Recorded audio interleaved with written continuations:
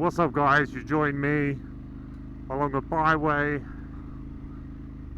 in Suffolk, and today we're going to be talking about my bike. I've had it for 2 years now and it's time to do a little video about what I've done to it, what I think of it, maybe some issues I've had, what I like about it, what I don't like about it, and yeah, a little bit of off-road riding as well, I guess, while we get to a nice spot to talk about it. So I guess some quick bullet points is I think I already said I had the bike just over 2 years now. I had it serviced a week or two ago. I guess that doesn't really matter. I've done just over 9,000 miles on it. I'm taking it abroad a couple of times. As you can see, I do ride it off-road. It is an adventure bike. I have recently changed the exhaust silencer on it, so it is a lot louder than it used to be. And this is actually the first time I'm recording audio while riding it, so hopefully you can still hear me over the exhaust. But yeah, I'm gonna find a nice place to stop, and I'm gonna talk a bit more about things I've done to it, accessories I've got, like I said, issues I had, good things and bad things, and yeah, I hope you enjoy this video.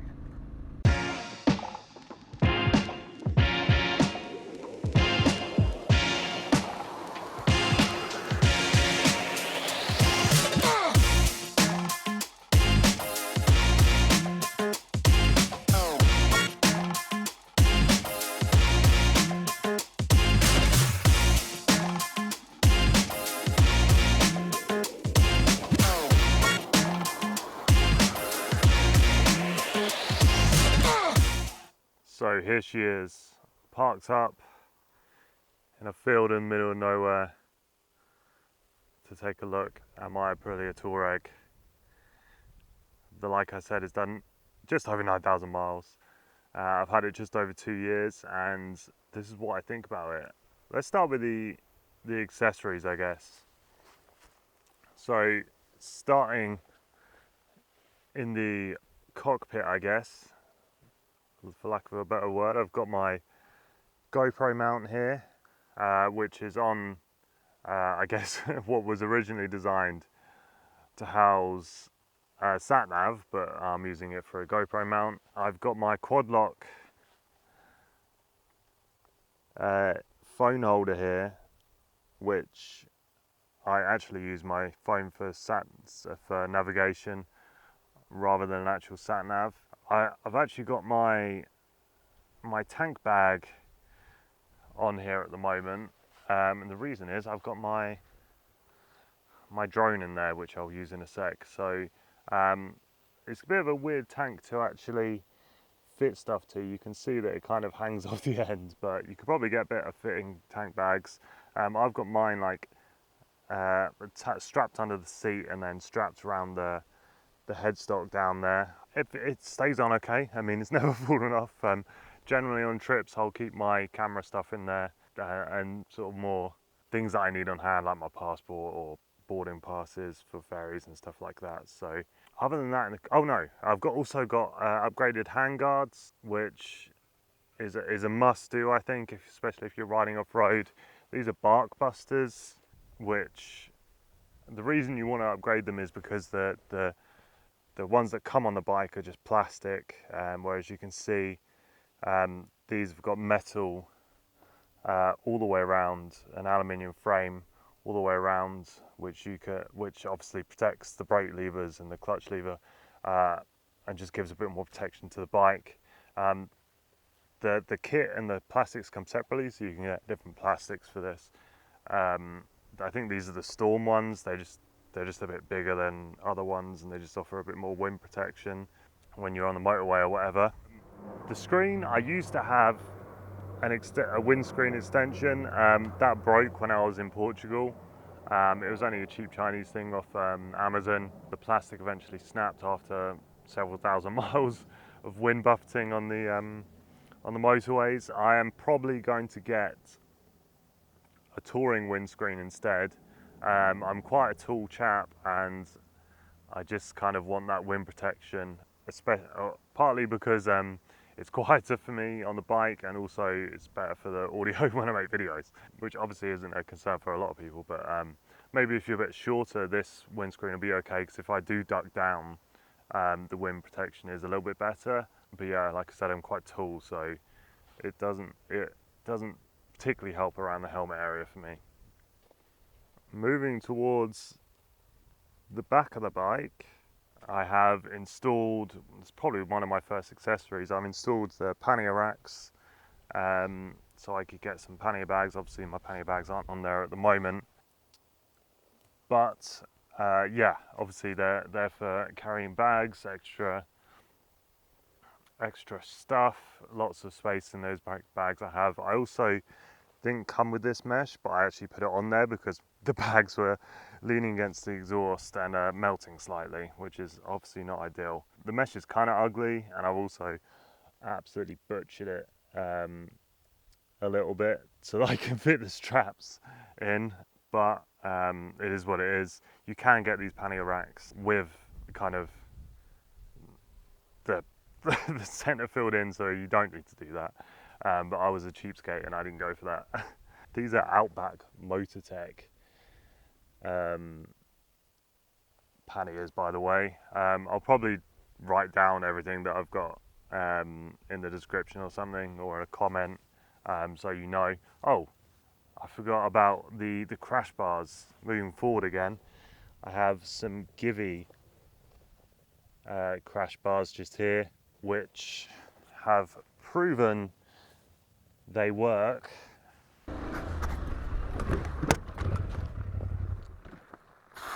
It seems pretty difficult to actually get crash bars for this bike, and these are kind of the more expensive ones. There are some that you can import from Europe, from Germany specifically and stuff, but I didn't want to risk the import getting stuck in customs or something like that, so I just went for these. Honestly, I'm glad I did, because they're great quality and they work. A lot of the other engine guards actually basically just protect the plastics here, which honestly I don't care about. What I wanted to care about is the bits that are down towards the pegs, because I will get onto the issue. In fact, I'll get onto the issue right now, is that the brake lever and the gear lever, they have a fail bolt basically, which when you drop the bike, rather than bending the lever or damaging it something else, the bolt will actually snap. The problem with that is that, fine, you can live without a rear brake, but if you snap the gear lever one, it's obviously a bit more of an issue. So, which is exactly what I did in Cumbria when I was in the Lake District. Thankfully that was on the last day, but I had to hire a bloody van, put the bike in the back of the van and drive it all the way down south again. So that's a bit of a failure of design in my opinion. I did break it again when I dropped it on the driveway, but I did come off the bike. My recent video, you'll see I came off the bike, and that was the first time I dropped it, and the engine guards have protected that lever this time, and it hasn't broken. So maybe I should have cleaned the bike before I did this. You can see all the oil and crap everywhere, but whatever. So yeah, the engine guards worked in that respect. Another issue I had with the bike, I can't really show you, but I can talk about, is the fuel sensor went. So apparently this is an issue that other people have had, where the fuel sensor breaks and the fuel gauge basically reads 1 bar, 4 bar, 1 bar, 4 bar, 1 bar, 4 bar all the time. So you don't know how much fuel you have. Annoyingly, this happened just before I went to Portugal, and basically I had no idea how much fuel I had other than guessing, and obviously you have an idea of how much range your bike has. Yeah, basically I had no idea how much fuel I had, so I had a bit of range anxiety in Portugal. The good thing is they replaced it on warranty for me. I assume that won't happen now because I think the warranty is 2 years on this bike. So if it happens again, or when it happens again, I'll have to replace it myself. Assumably it's quite a cheap part, and it's probably quite easy to change if you're proficient in doing things on your own, which I could probably do myself when the time comes, or if the time comes. I think the reason is that the ethanol that they put in fuel these days basically just ruins the sensor, and obviously that's a bit of a design flaw from Aprilia's standpoint. It's just something that should be accounted for. Something else that I would prefer to be slightly different on the bike is that the mudguard on the front doesn't really cover enough area to protect the engine. So you can probably see that, oh no, definitely not with that exposure, that the engine is pretty dirty on the front, and that's because dirt and mud and all kinds of crap jumps up or gets kicked up by the front wheel and gets lodged up in there, and it's quite a difficult area to clean. So I think you can buy mudguard extensions, which I haven't actually done yet, but I haven't really ridden in that much muddy conditions. But definitely when I rode in the mud, like mud would get trapped like up here, and it's just not ideal basically. And something that I forgot to show, well I guess you already saw it, but I have got an aftermarket exhaust on here, or silencer, and this is actually a Temu special.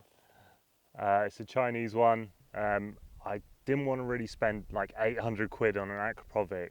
I just wanted to know what the bike would sound like on a louder exhaust, and it does sound cool. Probably this exhaust is a little bit too loud. There is a baffle that comes with it that I'm considering putting back in. Now I'm getting a little bit bored of how loud it is.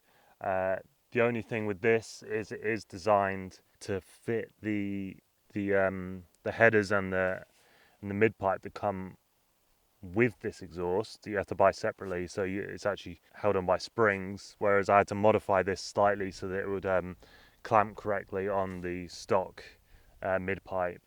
So I basically had to cut a few slits into the end of the can so that it would clamp properly and not have any air gaps. But it does sound cool.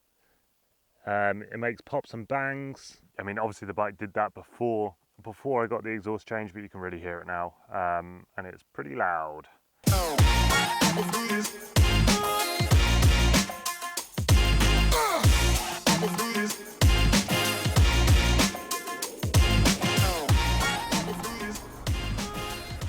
Yeah, in terms, since we're off-road, let's talk about off-road. So it's worth caveating that I am not the most experienced off-road rider. I'm getting there, I'm getting more confident, but whoop, as you can see, I'm still learning. It was a shock to me, coming from more of a mountain biking kind of background, trying to get used to the extra weight that a motorcycle has. So I think people that are more used to off-road or riding off-road on motorcycles probably won't have that much of a shock, because now I'm used to it. I'm definitely more confident and happy with how the bike rides off-road. Don't get me wrong, it's still a heavy bike compared to enduro bikes, I'm sure, and I'll be way more confident on enduro bikes, especially in this sandy stuff. But I do like the way it rides. It tackles it. You can adjust the suspension. I haven't actually done that. Left it as stock. Basically there's only preload adjustment anyway, and I don't think I'm riding the bike hard enough in general to properly feel the difference anyway. So it is what it is. A more experienced rider would, I'm sure, play with that. Oh god, sandy bit. Whoop. Let's ride on the grassy bit. But yeah, I don't really know what else to say about it riding off-road, because yeah, like I said, Unfortunately, I'm not that experienced and I can't give you an in-depth review, but I do enjoy riding it off-road. And the whole point of an adventure bike is it can do a bit of both. It is quite heavy, like I said, so if you do drop it, it's a bit of a task to pick it up, but it's probably lighter than a lot of other adventure bikes. Like, my god, if you try and pick up a 1300 GS, I can imagine you would not be able to do that by yourself, especially if it's fully loaded with bags and stuff. I suppose that's what this middleweight adventure bike class is all about. So I'm going to finish up on this insanely sandy section and get back to the road, and then maybe we can talk about what it's like on the road. Okay, we've made it to the road.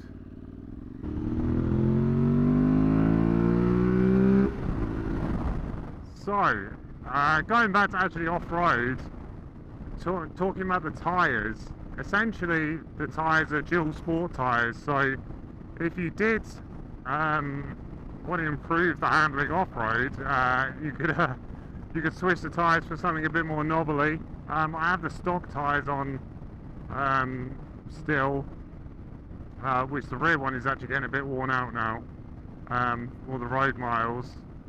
But they're definitely dual sport. They're not particularly good in sandy bits like before, or wet muddy bits, so you definitely get a bit slippery around there. But for my purposes, I quite actually like them. I do a lot of road miles, and then I go for the occasional off-road, and that suits me pretty well. So yeah, I'm pretty pleased with it in terms of that aspect. So yeah, in terms of on the roads, I mean, there's plenty of power for me. I think they come with 80 horsepower. It's a 660 twin. 80 horsepower for me, like I said, is enough.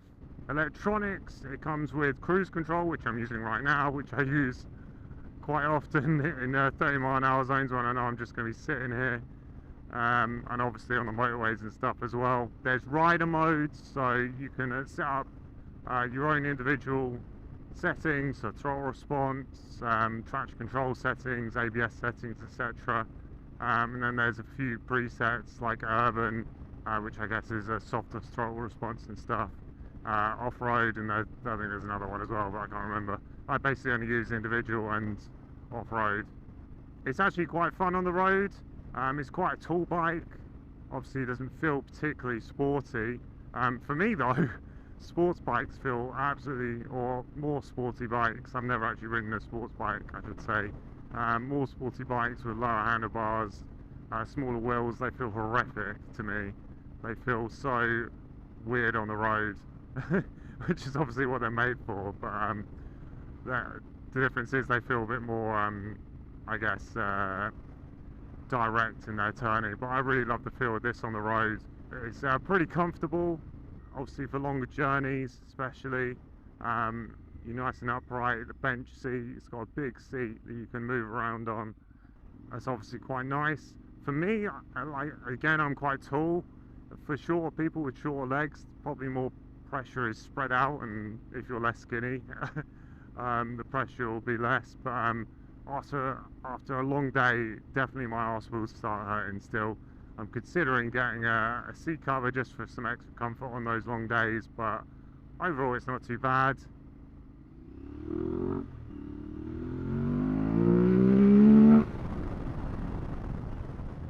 I've already mentioned the windscreen. It's not quite tall enough for me, but other people it might be. Like I said, I'm going to get a touring screen at some point. On the motorway you do get a bit of vibrations. Honestly, I did feel that at first. It's probably mainly from the tyres. You probably wouldn't want to put road tyres on this, because that's not really what it's made for completely. But if you put road tyres on it, I can imagine the vibrations would go away. And to be honest, I don't even notice it anymore when I'm on the motorway. So it's not really an issue in my opinion. Yeah, I don't know what else to say, to be honest. If you have any more questions for me, put them in the comments, and I'll try and answer them. Like I said, I'm gonna try and put in a comment, pinned comment or something, all all the parts that I have attached to the bike. Yeah, if you have any other questions, let me know. I hope you enjoyed the video. I hope it was at least semi-informative for people looking to get a Tuareg.